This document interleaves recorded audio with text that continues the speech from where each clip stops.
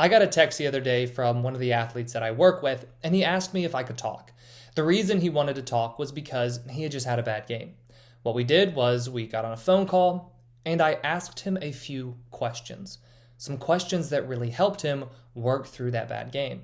What I want to do with this video is go through those exact same questions with you.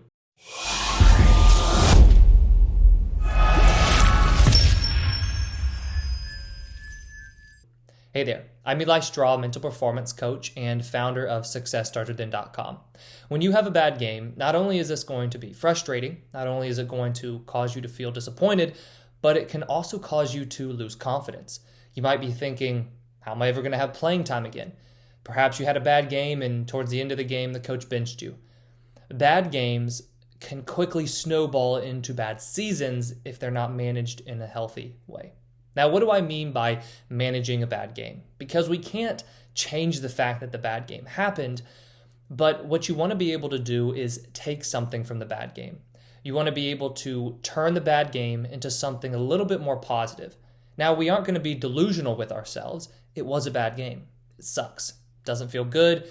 There's not really too many ways that we can sugarcoat the fact that you're feeling disappointed. But what we can make sure is that that disappointment, that frustration, maybe that drop in your confidence doesn't then get carried forward into the next practice, into the next game, and then cause the rest of your season to kind of go downhill. So what you need to be able to do is work through these bad games. The best way that you can really work through bad games is by asking yourself a series of questions. The reason that I love questions so much is because they force you to think. When you're disappointed in yourself, you can get caught in this trap of only focusing on one thing and feeling this one set of emotions. We can disrupt that pattern by asking some questions. So question number one is, why was it a bad game? That one seems pretty self-explanatory, but you want to get very specific, right? What are you specifically upset about? Why are you disappointed? A lot of times, I can say this from my own personal experience when I was playing baseball, and I can also say it from working with athletes, is that we say we had a bad game, but the whole game wasn't necessarily bad. It might have been one or two, maybe three or four things that caused us to say that this was a bad game. So there was a basketball player that I worked with, and he texted me and asked if he could talk so that we could work through a bad game. When I asked him to get specific about why was it a bad game, his answer was that he didn't feel like he was aggressive enough. So really what we kind of dug into was that he was upset with his intent. He was upset with his execution from the mental side. As I began asking him questions, he was pretty happy with some things that he did well. He ended up having a few good shots. He played some good defense. There were just a few things that he was upset about, and all in all, he was upset at his lack of aggression. He felt like he didn't approach the game how he really wanted to approach the game. So for yourself, why was it a bad game? Was it because you struck out 5 times? Was it because you dropped 10 passes? Was it because you felt like you just weren't there today? Were you not cheering on your teammates as much? Did you feel like you were struggling with your confidence? Get very specific. What exactly caused it to be a bad game? Then question number 2 is, what are you most upset about?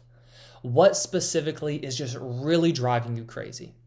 Going back to the basketball player example, there were a few different things that he pointed out that caused him to have a bad game, but the main thing he was upset about was his approach. He was mad that he was not as aggressive as he wanted to be, both on offense and on defense. So for yourself, what truly are you most upset about? Get very specific about this. And then question number 3 is, what would you have done differently? And to be very careful with this one. Don't just say, I would have played better. That's kind of a no-brainer. We know that you wanted to play better. We know that you would play better if you could have changed what happened. What you're wanting to do is get very specific and think for yourself about why you made the mistake in the first place. This begins to help you learn from the mistake. So just going back to that basketball player example, what he would have done differently obviously would have been to approach it differently. He would have approached it with more aggression. But the more I asked him to dig into this, he said that he would have reminded himself on a more consistent basis when the game was going on to be aggressive. And he wouldn't have gotten upset with himself during the game when he felt that he wasn't being aggressive. That right there was a huge thing. It's that It's that moment where you have the choice of either getting upset with yourself because you're not doing what you want to do, or say, okay, right now I'm not doing what I want to do. What do I need to be focusing on? What do I need to think about that's going to help me do what I want to do? And that's what he would have done differently. An example I can give from when I was playing baseball, let's say that I was upset because I struck out a few times. What I probably would have done differently maybe would have been to swing earlier in the count at some fastballs that I saw. So in all reality, I would have been a little bit more aggressive early in the count. So for yourself, think specifically, what would you have done differently? And then lastly, question number 4 is, what will you work on and how will you approach your next game? So this is kind of 2 questions in one. What will you work on means, what are you going to do during practices this week? Or what are you going to do today to improve upon the aspects of your game that you identified are the reasons why you had a bad game? Then the second part is, how are you going to approach your next game?